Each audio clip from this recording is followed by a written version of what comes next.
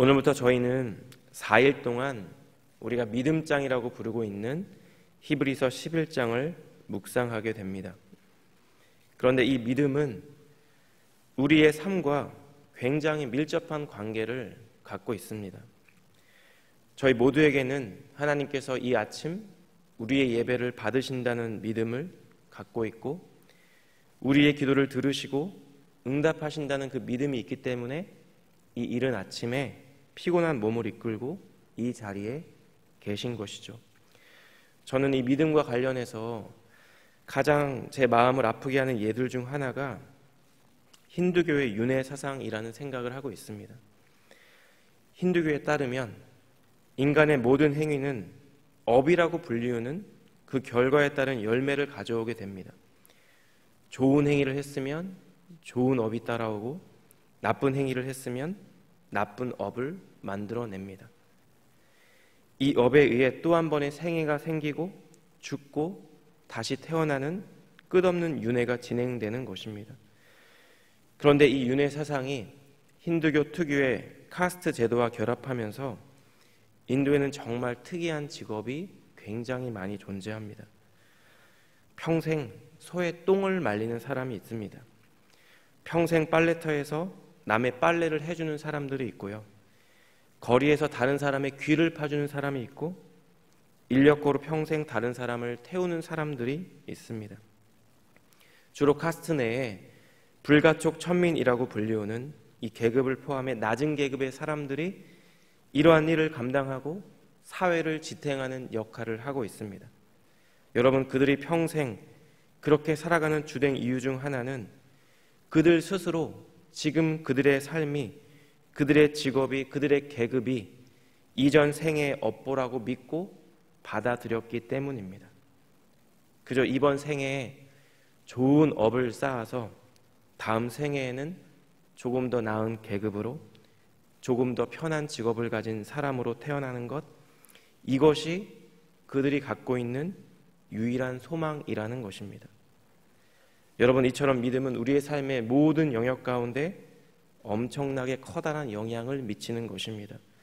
우리가 무엇을 어떻게 믿느냐에 따라서 현재 우리의 삶의 자리가 달라지고, 그 삶을 바라보는 관점이 달라지고, 우리가 지향하는 목적과 목표가 달라지게 되는 것입니다.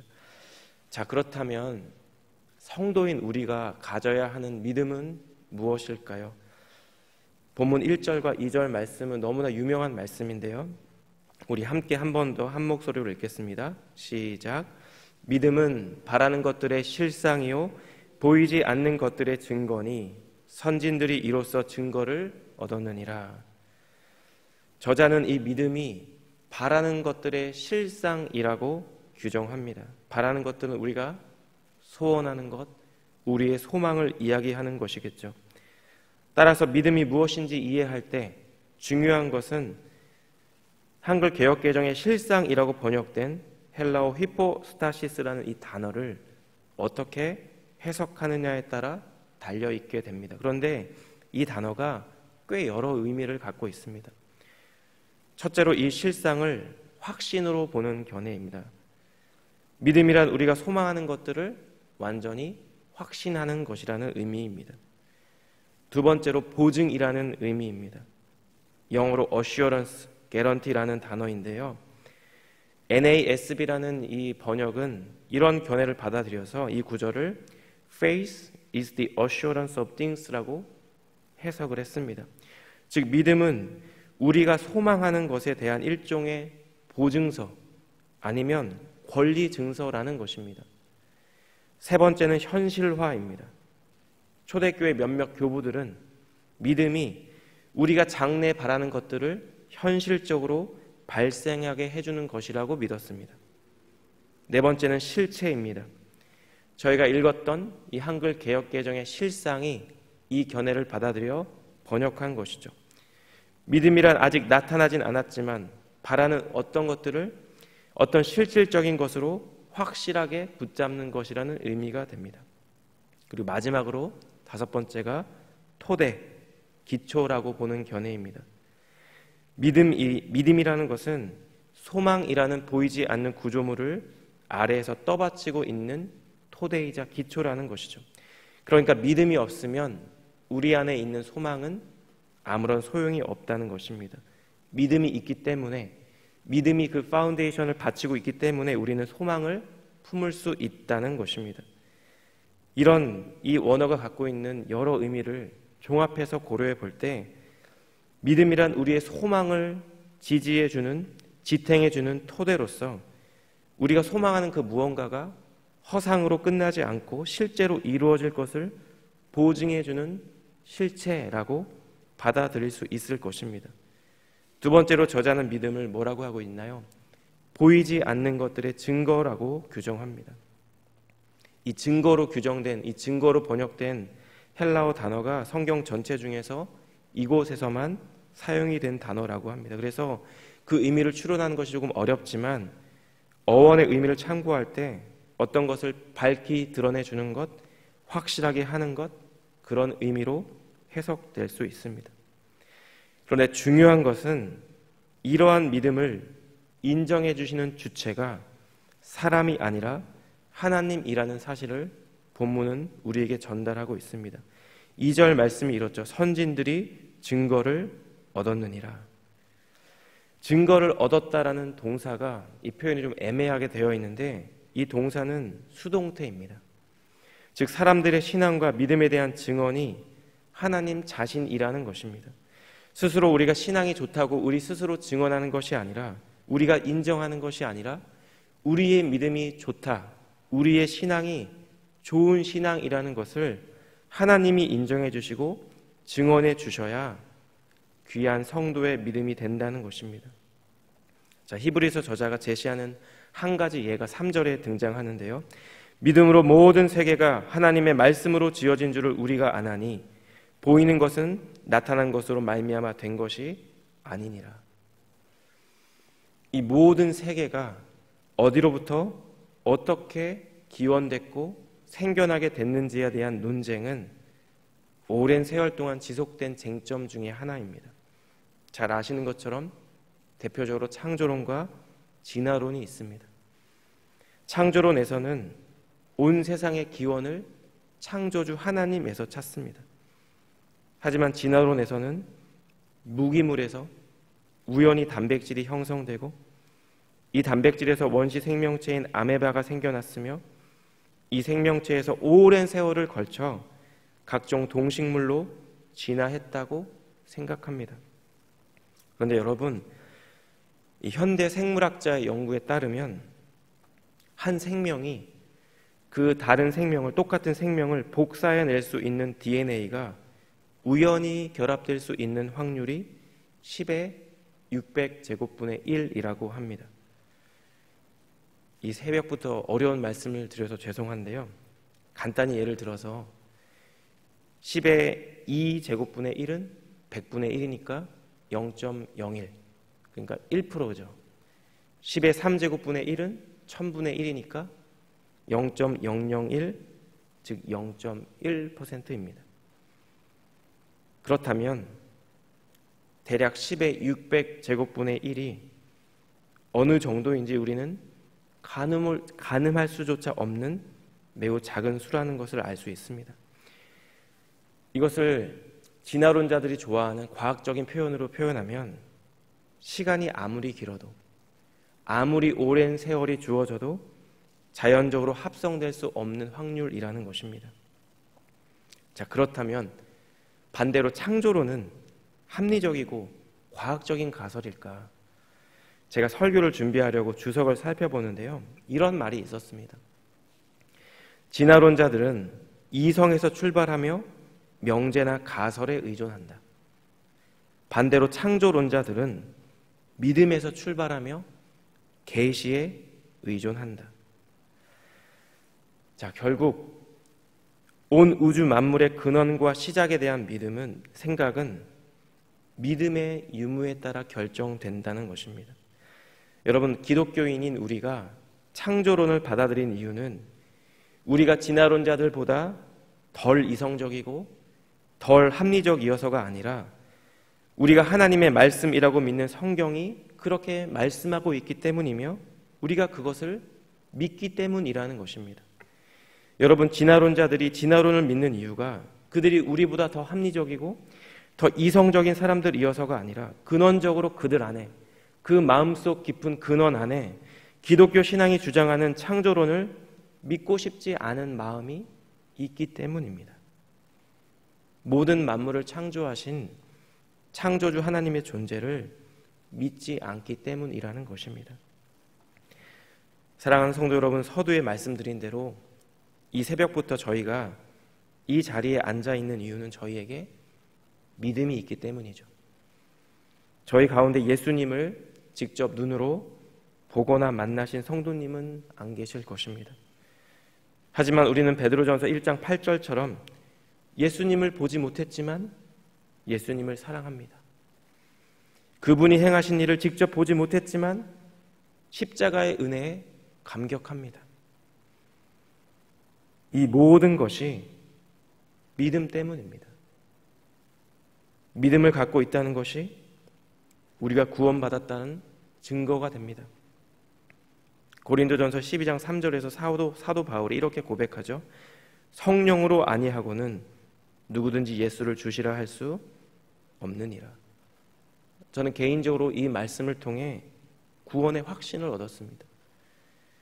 성도 여러분, 그렇게 우리 안에 이 믿음을 묵상할 때 하나님께서 지금도 살아계시고 나의 삶의 자리 가운데 함께 동행하시며 나의 삶을 인도하시는 그 주님 되심을 생각하며 우리 안에 참된 감사와 감격이 회복되는 이 아침 되기를 주님의 이름으로 축복합니다.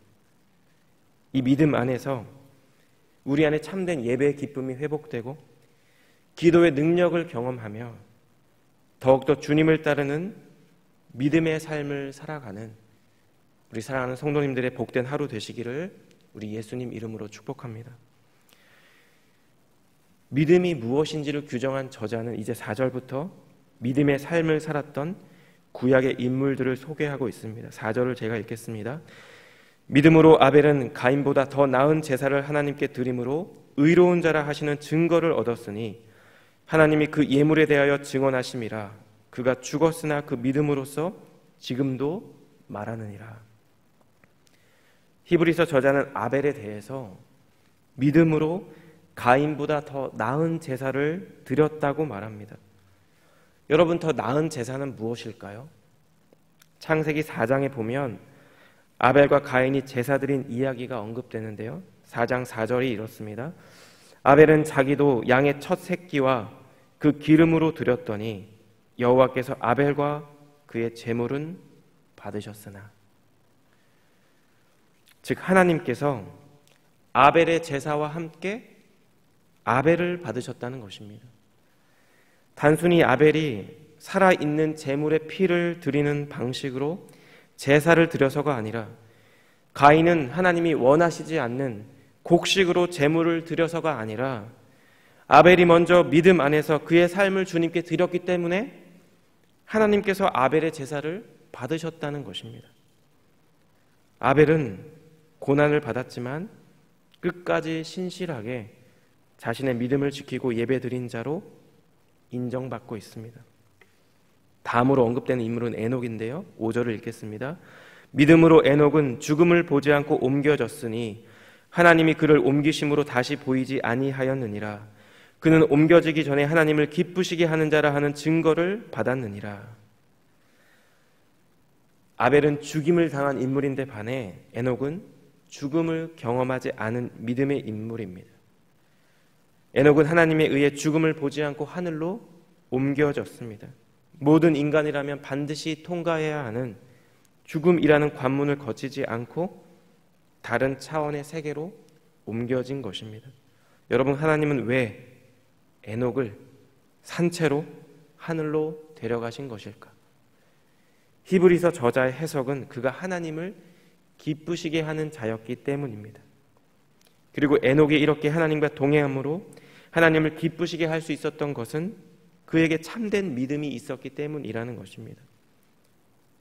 결국 하나님과 동행하는 삶이란 믿음을 따라 사는 삶을 의미하며 하나님께서는 이처럼 믿음의 사람들을 기뻐하시고 이들의 삶을 통해 영광을 받으신다는 것입니다.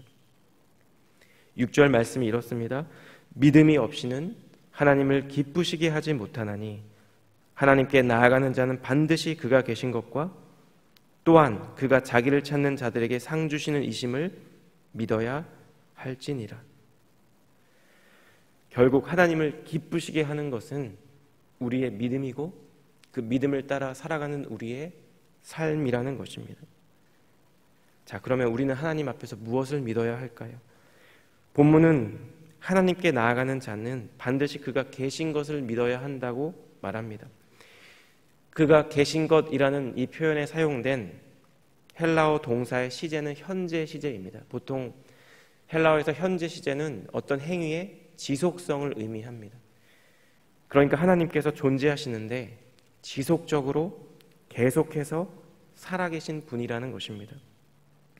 두 번째로 하나님께 나아가는 자가 가져야 하는 믿음은 하나님은 자기를 찾는 자들에게 상 주시는 이시라는 것입니다. 이사야 선지자는 이사야 55장 6절에서 너희는 여호와를 만날 만한 때에 찾으라 가까이 계실 때 그를 부를 것을 강권했습니다. 우리 주님은 자신을 찾는 자들에게 상을 주시는 분이기 때문입니다. 자, 그렇다면 그 상은 무엇일까요? 며칠 전에 제가 이제 밤에 첫째를 재우는데요. 아들이 아직 잠이 오지 않는지 누워서 불도 다 껐는데 눈을 껌뻑껌뻑 하고 있는 겁니다. 그래서 제가 자주 하는 질문은 아닌데 문득 궁금한 생각이 들어서 제 아들에게 물어봤습니다. 주아야, 주아는 커서 뭐가 되고 싶어? 그랬더니 주아가 망설임 없이 대답한 답은 아빠였습니다. 그래? 제가 조금 긴장하는 마음으로 아빠처럼 목사님이 되고 싶어? 이렇게 물어봤더니 다시 아빠라고 대답하는 거예요. 그래서 제가 주아가 뭔가 잘못 이해한 거라고 생각하고 그러니까 주아의 아빠처럼 하나님의 말씀을 전하는 사람이 되고 싶어? 이렇게 물어봤더니 주아가 답답하다는 듯이 그냥 아빠라고 이렇게 대답하는 거예요. 저는 이 아들의 대답 앞에서 문득 이것이 주님께서 우리에게 원하시는 참된 믿음이 아닐까라는 생각이 들었습니다. 우리는 종종 어떤 삶의 고난을 당할 때, 긴급한 기도의 제목 앞에 서 있을 때, 내가 도저히 감당할 수 없는 삶의 어떤 어려움을 경험할 때 주님을 간절히 찾습니다. 그렇지 않을 때도 주님을 찾지만 이런 경우에 정말 간절히 주님을 찾죠.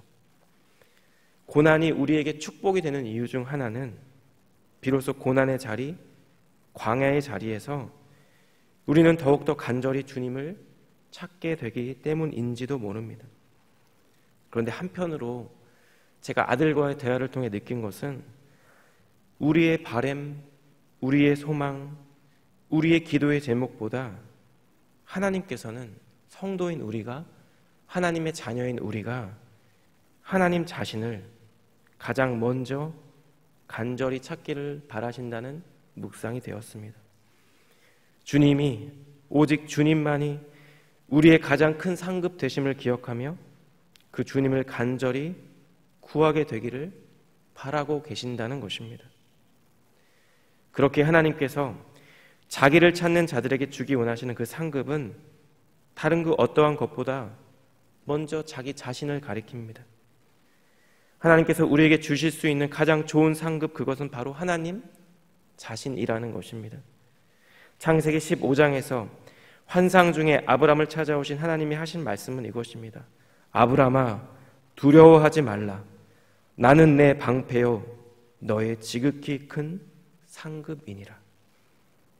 하나님 자신이 우리의 상급 되신다는 것입니다.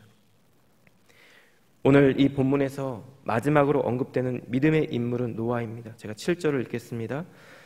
믿음으로 노아는 아직 보이지 않는 일에 경고하심을 받아 경외함으로 방주를 준비하여 그 집을 구원하였으니 이로 말미암아 세상을 정죄하고 믿음을 따르는 의의 상속자가 되었느니라.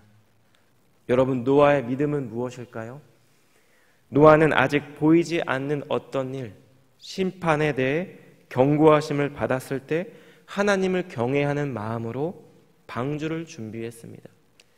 성경학자들에 따르면 그 기간이 대략 60년, 70년 정도라고 합니다. 1, 2년이 아니라는 거예요. 큰 비가 올 것 같은 어떤 징조나 조짐들이 전혀 보이지 않았을 때 노아는 주님의 경고를 믿었고 주님의 명령을 따라 방주를 지은 것입니다. 그리고 결국 노아와 그의 가족은 이 믿음으로 인해 구원을 받았습니다. 세상을 정죄하고 믿음을 따르는 의의 상속자가 되었습니다. 사랑하는 여러분, 오늘 이 본문의 말씀은, 그리고 본문이 소개하는 믿음의 사람들은 우리 모두에게 동일한 질문을 하고 있습니다. 당신은 무엇을 믿고 있습니까? 그리고 당신의 삶은 당신의 그 믿음을 증거하고 있습니까? 우리는 종종 같은 날 전혀 다른 두 가지 소식을 접할 때가 있습니다. 어떤 어르신께서 소천하셨다는 소식과 새로운 생명이 탄생했다는 소식입니다. 이 땅에 온 모든 사람들은 이처럼 때가 됐을 때 이 땅을 떠나게 되고 또 하나님 앞에 서게 될 것입니다. 그리고 주님은 우리의 믿음, 그 믿음을 따라 살았던 우리의 삶을 평가해 주실 것입니다. 여러분, 아벨은 비록 인류 최초의 살인사건의 희생자가 되었지만 하나님은 아벨의 삶과 그의 예배를 받으셨고 그의 믿음을 귀하게 여겨주셨습니다. 하나님 앞에서 귀한 믿음을 가졌던 에녹에 대해 하나님은 그로 하여금 죽음을 경험하지 않고 하늘나라로 가는 은혜를 주셨습니다. 오늘날만큼이나 패역하고 악한 시대에서 믿음을 갖고 힘겹게 살았을 노아는 성경에서 처음으로 은혜를 입은 자로 의인으로 불리운 자가 되었습니다. 사랑하는 여러분, 결국 우리의 믿음은 우리의 삶 가운데 드러나게 될 것입니다. 주님께서 우리의 삶을 통해 우리의 믿음을 평가하실 때가 올 것입니다. 아벨과 같이, 에녹과 같이, 그리고 노아와 같이 우리에게 주어진 삶의 자리에서 때로는 그 자리가 고되고 힘들고 아플 때에도 항상 동일하게 우리에게 신실하셨던 주님과 같이 주님께서 우리에게 허락하신 이 믿음을 우리의 삶으로 증거하는 사랑하는 성도님들 되시기를 주님의 이름으로 축복합니다. 그래서 우리의 믿음을 통해, 이 믿음을 따라 살았던 우리의 삶을 통해 오직 한 분 주님께서 영광 받으시고 주님의 선하신 뜻이 이루어지는 복된 하루 되시기를 우리 예수님 이름으로 축복합니다. 기도하겠습니다.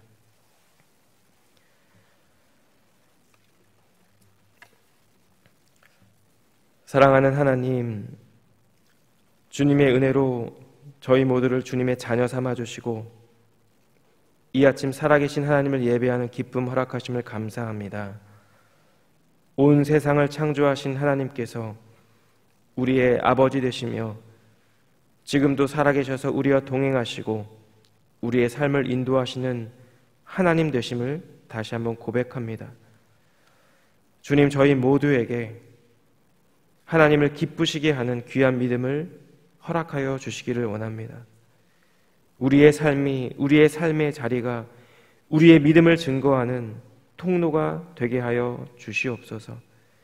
오늘 하루 우리의 삶을 통해 오직 한 분 주님만이 영광 받으시고 주님의 선하신 뜻이 사랑하는 우리 교회와 모든 가정과 목장 가운데 아름답게 이루어지는 복된 하루 될 수 있도록 하나님 은혜를 베풀어 주시옵소서. 그렇게 행하실 주님께 감사드리며 이 모든 말씀 존귀하신 예수님 이름으로 기도드렸습니다. 아멘.